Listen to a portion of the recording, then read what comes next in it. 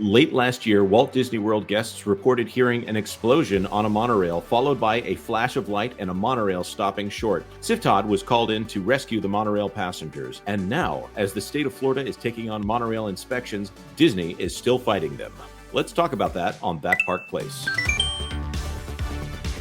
Good afternoon. I am Jonas J. Campbell, an investigative reporter for That Park Place, and with me, as always, is a resident theme park expert, Mr. Vash Sky. Vash, is it a good day? It is a very good day. It's a very good day to ride a monorail. Is it? Are you sure about that? I think it is now, but that pertains to most recent information as related to our story. But it wasn't on October 31st. I will say that. Okay. Well, tell us let's start with what happened in October 31st. Please take it away. So, on October 31st, here, let me go ahead and bring up my screen right here. The emergency crews evacuate guests from monorail breakdown at Walt Disney World. This comes via WW Magic. Monorail Yellow suffered a sudden failure this morning as it was carrying guests on the Epcot Beamway at Walt Disney World. It looks like this was going to be the Epcot line right here, if I'm not mistaken. Quote, there was a loud bang explosion, and then we kind of saw a big flash of light. After that, the monorail slowed down. Kind of a harrowing experience, don't you say? And you can see right here, if we go into... Are we able to go into this tweet? I think we are. We can see right here. Yeah, you can see... Looks like CIFTOD employees, by the way, making that rescue, that harrowing rescue from atop the monorail beamway and evacuating all those people out right there. I believe 71 passengers in total were affected by this. So why are we bringing up a story from 2023? Well, this is actually relevant to a recent update on this whole thing as the state of... Now let me ask you, what was the actual cause of the explosive sound there? Well, you see, they're saying that it was a flat tire, but that doesn't necessarily, is consistent, let's say, with witness testimony on that day, as I just described. I'm not, I've had flat tires. I've had pop tires in the past. I've never had one produce a flash. That is correct. It's a very interesting little conflict there, and I don't know exactly what is going on here. Was Disney attempting to bury this story? Were they attempting to sway the media in order not to cause a panic? I don't know. I don't necessarily want to put those allegations out there without more information, but we do have witness testimony on the day at the time suggesting that it wasn't just a loud bang, but also flashes of light. And like you said, Jonas, I've had flat tires before. I've never seen a flash of light accompany them.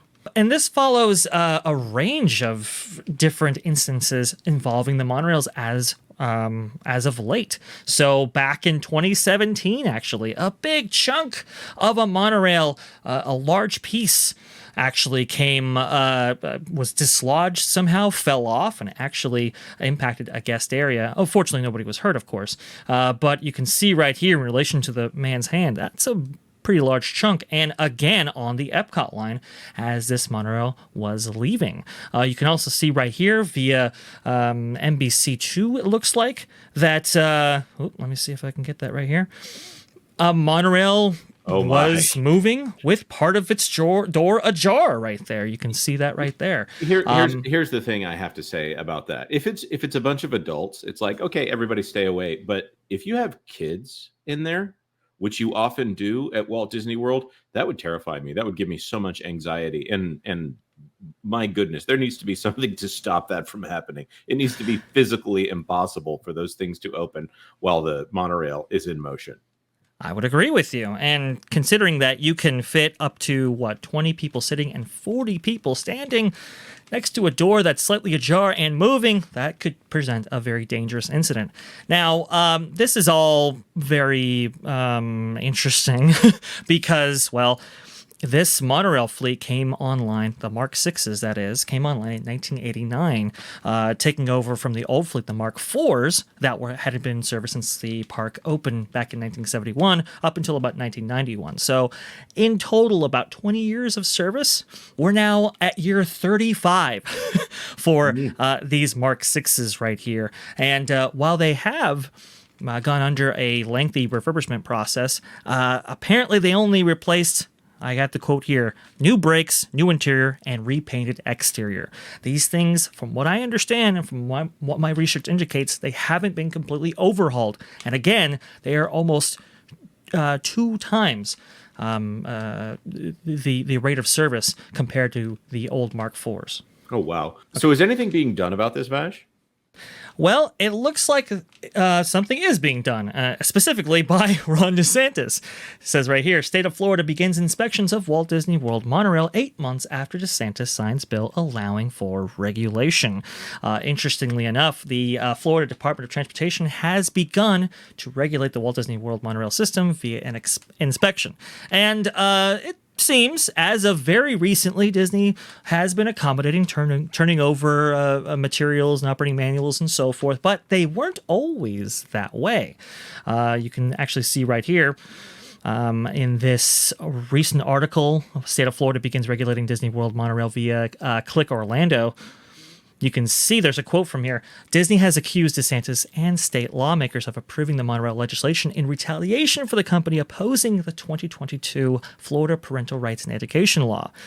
So initially, they were a little bit upset about this. And, well, there's no wonder as to why when you keep having these instances happen with seemingly no regulatory body over them whatsoever. Yeah. Now, we're going to get some regulation here. I don't understand why Disney would fight this, honestly, even from a business standpoint. And I'm not trying to shame Disney. I do see the win for Disney. If you can push off your inspections onto someone else, then you can push off your accountability onto someone else. So if somebody falls off the monorail and that thing has been inspected and found to be in working order, then it's less accountability for the monorail operator if the inspections are on the up and up. Then it's the inspections that need to be updated, not the. And of course, lawyers can find any just reason to sue someone. But I see this as a win for Disney to have someone else take the accountability for inspecting these monorails, unless they just think they're working perfectly and having the inspectors in there is going to cause them to have to overhaul these monorails, which, by the way, monorails are fantastic. I have been waiting for the chance to bring this up, but I got a monorail toy sitting on my desk over here. It's a silver, it's monorail silver. Over here, it's a Disney transportation is a fun little thing to me. I love the trams. I have a tram toy as well. I love the way that it functions like a little city down there. Now, obviously, oh man, and I also love the fact that they go through the parks. Look at that. Oh, so good, right? With that kind of Learjet design that Bob Gurr incorporated when he originally designed these back in 1969. He actually tells a great story of like attempting to get that big of a piece of curved glass for the initial fleet that they had, and it was like a real big chore to do that. Now it's a little bit more streamlined of a process.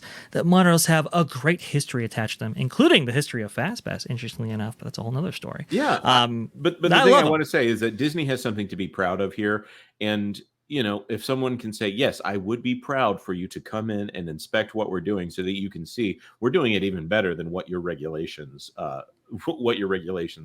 That is the kind of thing that Disney should be known for. But instead, we have them fighting regulation, fighting inspectors. This isn't really a good look for Disney to fight oversight, especially when you're moving this many people.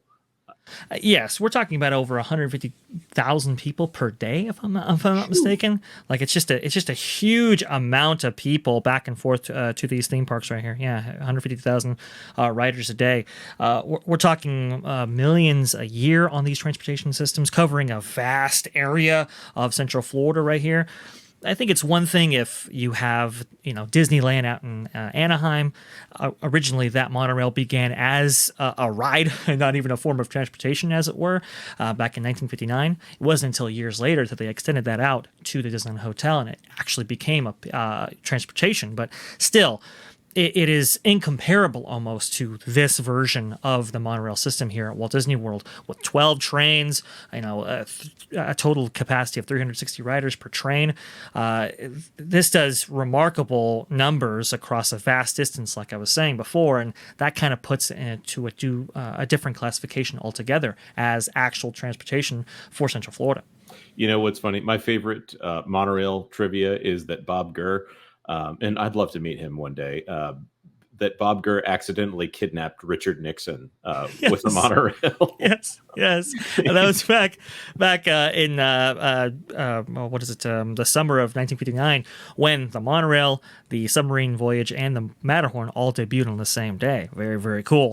That was the rate of expansion back in Walt's era. But Bob Gurr, he tells this amazing story how he had President Nixon or Vice President Nixon on, right, with Walt, and they were going around, and they had left the Secret Service behind, and as they were coming back into station with Bob Gurr driving, Walt's like, "Let's go again," and you have Secret Service agents trying to get on, but they couldn't. They go around again.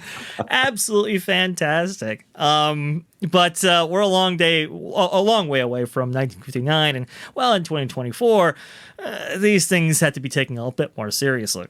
Yes, of course. Well, I mean, let them have their fun, of course. But may Bob Gurr live a long, healthy life. Thank you so much for presenting all of this, Vash. I personally, again, I think Disney does not need to fight inspections. It's a bad look for them. It's a good look to have someone else coming in, adding in that third party. Guys, those third parties coming in and doing inspections, that only makes you look better. All right. Well, thank you so much for staying to the end of the video. Like this video if you like this video. Consider sharing it out if you know someone who is interested, is a monorail enthusiast just like us. Or consider subscribing to That Park Place for all the news that should be fun. Thanks for watching That Park Place News. For more information, consider checking out www.thatparkplace.com.